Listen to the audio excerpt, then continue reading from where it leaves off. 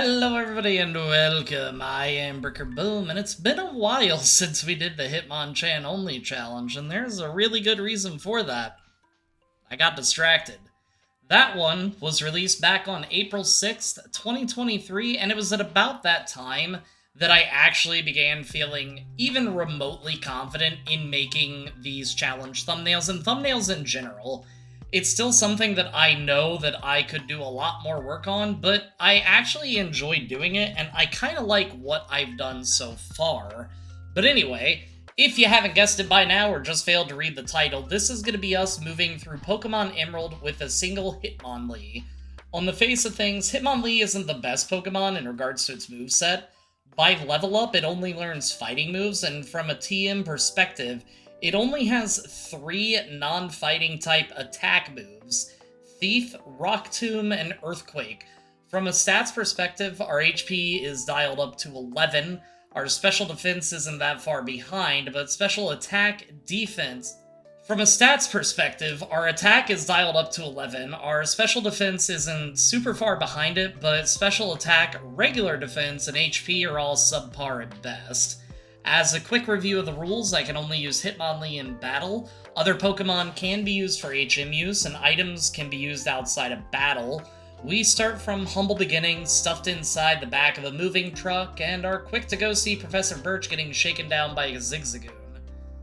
Does anybody know why it was a Poochyena in Red, or Ruby, and Sapphire, but then get changed? Anyway, Double Kick...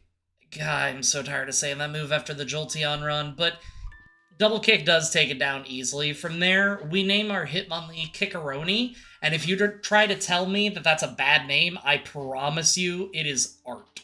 We go to the first May fight, and we've given her Torchic.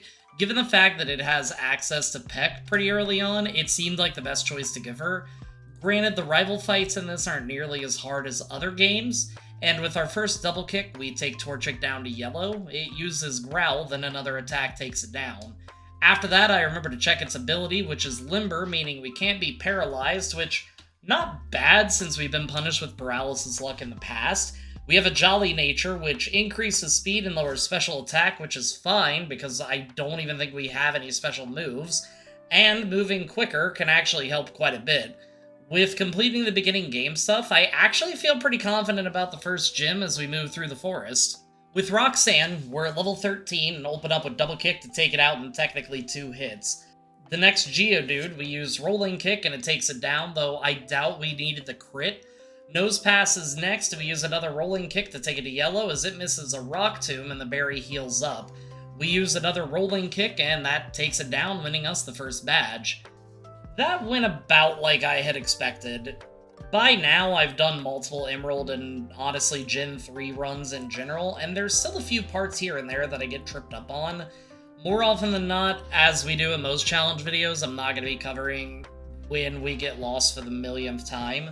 As we go through these different challenges, though, I'd like to eventually do every single Pokemon, or rather, most Pokemon in almost every game. So, for example, in Pokemon Fire Red, we already know that we can beat the game with a single Bulbasaur, a single Charmander, and a single Squirtle, but now I would like to also play with Charizard, Blastoise, and Venusaur, not necessarily to see if we can beat it, because we know we can, but how much quicker will actually evolving allow us to beat it in comparison to our old times. Just something that I'd like to do. I've also, out of the Pokemon games, I've never played Gen 5 and 6, so I'd like to do some challenges there. Gen 7 was a generation that while I played it, I didn't really care for the game. The Pokemon were great.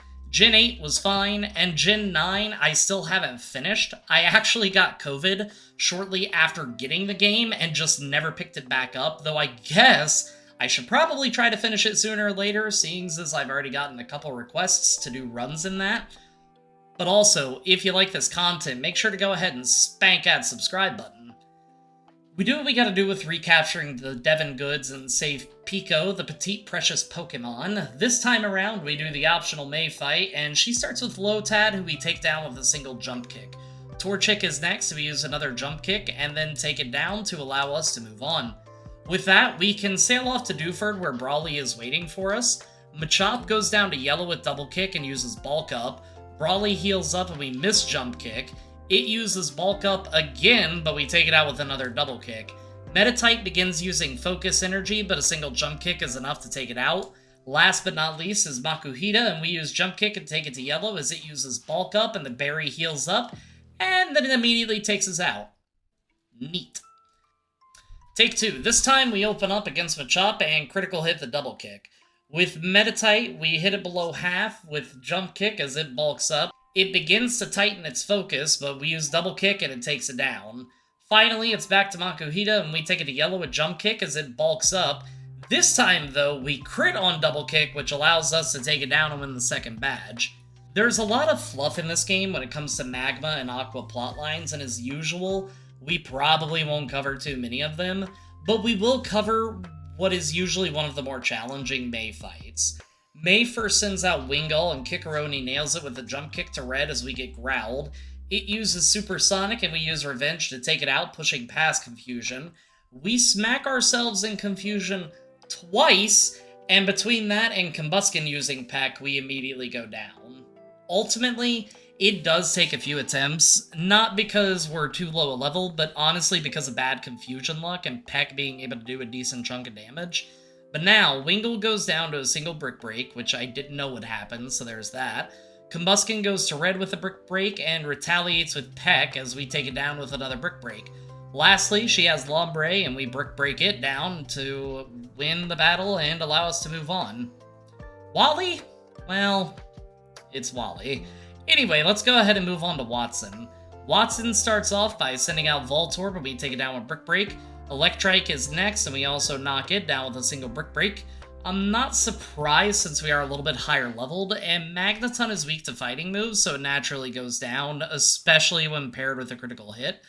But the real threat, Manectric, is out. We use Brick Break and take it to yellow as it hits us with Shockwave, and the berry does heal up. Thankfully, though, the next Brick Break is a critical hit, and that makes it go down to win us the battle. Good to know that unlike previous attempts, we don't have to level up 50,000 times to get past him. Plot, and more plot is the name of the game. The plot leads us to the first of a couple maxi fights. Since he's basically the leader, he will be someone that we try to cover, but we might forget here and there because that's just who I am as a person. Maxi sends out Mightyena, who cuts our attack, but we still take it out with one Brick Break. Zubat is next, and we use Jump Kick, and it only does a small bit of damage as it uses Wing Attack. We swap to Brick Break, and that takes it to yellow as it uses Supersonic, but missing allows us to take it down the next turn without too much trouble. Camerupt is last, so we use Brick Break to take it to yellow as it uses Focus Energy, but then we take it out next turn. I have a feeling as we go through the game, the eventual Crobat is going to be an absolute nightmare of a Pokemon, but in the meantime, it's time to go ahead and fight Flannery. Flannery sends out Numel, who we can take down immediately. Slugma, a Pokemon I really just do not like, also goes down to a critical hit Jump Kick. Next is Camerupt, and we use another Jump Kick to take it to red as it uses Overheat, and then Flannery heals up. We take it back to red, and then predicting the heal up, we use Meditate to boost our attack and take it down next turn. Torkoal's a bit of a scary mon, and you can see me hesitate knowing that a Jump Kick can ruin us if we miss. I don't know why I didn't really think to look about it until the time that I was writing this script, but Brick Break is stronger than Jump Kick, so we should just be using that repeatedly. Either way, we use Jump Kick and take it to yellow as it uses Overheat. Thankfully, we survived the hit and managed to take it down with a critical hit Brick Break next turn. Norman is a trainer that I feel rather confident going up against given our type advantage and our monstrous attack. Spin does first, and Brick Break takes it down in one shot. The Vigoroth is next, and we can take it down as well. Lanoon isn't much of a problem, and that leaves us with Slacking. Brick Break deals a lot of damage, but did you know that Counter from Slaking deals even more? But that's fine, because now I know what to do next turn. The beginning of the battle is basically the same. Spinda, Vigoroth, and Lanoon all go down in a single shot. This time, though, we start by meditating as Facade hits hard. Did anybody else pronounce it Facade when they were a kid? We Jump Kick, and it spins the turn loafing, and the berry heals up. From there, we can do a Brick Break and take it out to win us the next battle. We're a bit more than halfway through the challenge, and honestly, Hitmonlee is doing far better than I would have originally thought.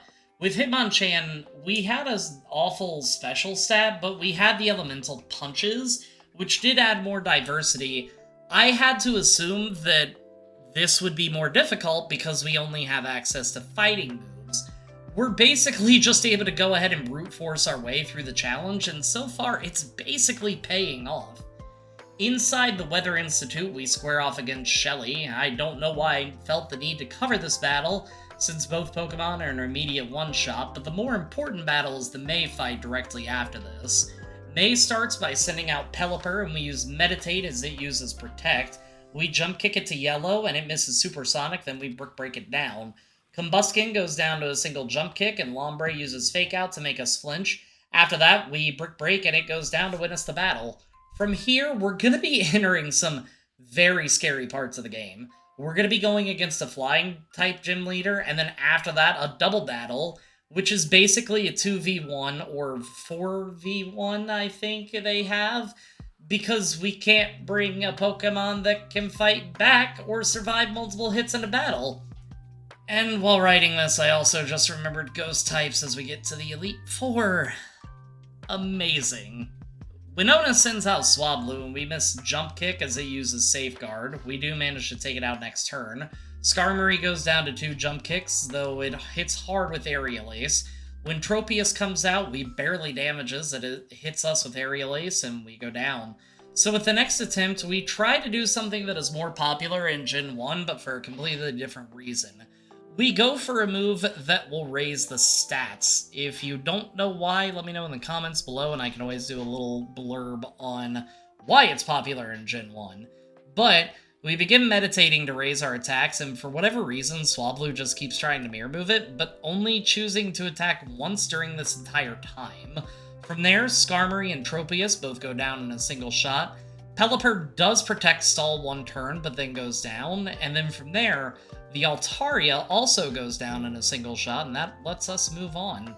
After that, it's time for Jurassic Park Pokemon, and that means it's time for another Maxi fight. Maxi starts with Mightyena, and knowing it can't do much, we meditate a couple times, and then we get Swaggered, which raises our attack even further.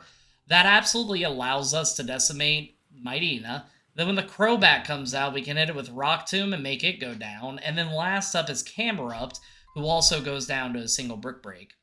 I will be honest, this took a couple attempts because I wasn't doing much damage without the boosts. It feels really weird relying on stat boosts to win the game, but I think at this point, given our limited options, it's about the only play that we have.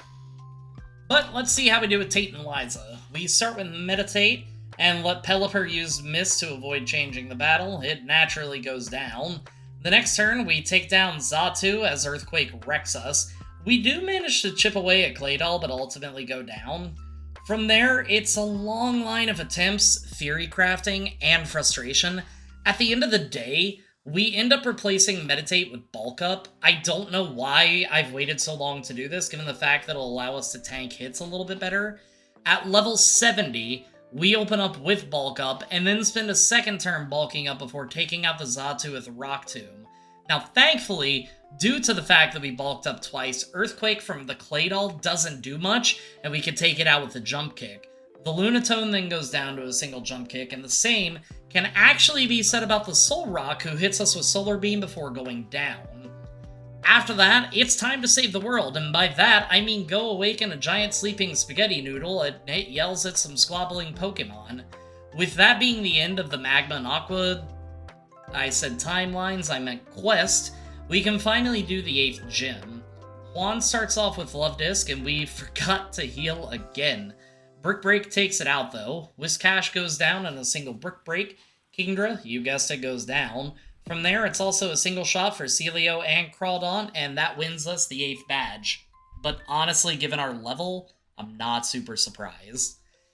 And now, we can go ahead and start making our way to the Elite Four, and I gotta say, aside from Phoebe, I actually feel pretty confident about the back half of the game. With Phoebe having Ghost types and us only having one move to hit her with, this could be rough. But first, Wally wants a rematch. He starts off with sending out Altaria, and we open up with Rock Tomb and it takes it out in one shot. Gardevoir goes down below half and sets up Future Sight, and we miss Rock Tomb, so it hits hard with Psychic before going down. Delcatty is out, and we take it out with Future Sight, and then it goes down. Delcatty is out as we take damage from the Future Sight attack, and then it goes down. Magneton is next, and we use Jump Kick to take it down, and last up is Roselia, who also goes down in a single hit. Now, we can go ahead and try our hand at the Elite Four, and first up to the plate is Sydney, the Dark-type trainer. I'm gonna be honest, we probably don't even need to bulk up, and we do take a few sand attacks to the face in the process of doing so, and then from there it's a one-hit sweep through the entirety of his team, though I have to admit, I am surprised that we don't miss any attacks. I thought that we would at least miss one. Next up is Phoebe, the Ghost Trainer, and this is the one I'm worried about. Dusclops always starts with Protect, so we start by bulking up and then bulk up again, and then a third time, and then it sets up Curse. We could take it out with Rock Tomb after the first one misses, and the same with the Bayonet that comes out right afterwards. Unfortunately, even if we knock out a Pokemon, the Curse damage still takes place, and it racks up so quickly, we don't stand a chance. After about a dozen attempts, we can bulk up twice while Dusclops protects. On the third bulk up, we get hit with a Shadow Punch before Rock Tomb takes it out. Both Bayonets go down to a single Rock Tomb, and so does the Sableye. And then the last Dusclops goes to red, hits us with Shadow Ball, and the berry takes it out of healing range before it goes down, and that lets us move on to Glacia. Now, Glacia, this is another one I have to feel pretty good about facing. Celio goes down to a single Jump Kick, and Glalie drops to a Brick Break. The second Celio also goes down easy, and same with the second Glalie. Walrein is a tanky boy, and we miss the first Jump Kick, but thankfully don't get punished too badly with Body Slam, and then we can take it out next turn. 3 down, 1 to go. Drake. Drake starts off with Shelgon, and we start with bulking up. Rock Tomb doesn't do much, and it protects the next turn, as we spend the next couple turns bulking up to get the max on our attack and defense. From there, given the raised stats, we can annihilate the entirety of his team. While I don't know if I needed to max out our stats with bulk up, it definitely doesn't hurt. And given the fact that between each attack, we still got taken down to 60 HP, I probably at least needed the boosts for defense purposes. Wallace is the champion for this game, and Wailord is the first one sent out, who has 1,000,000 hit points and goes to yellow before it starts dancing. With a full restore, we can take it to red, and then take it down next turn. Whiscash is next, so we take it to yellow with Jump Kick as it uses Amnesia, then goes down to Brick Break.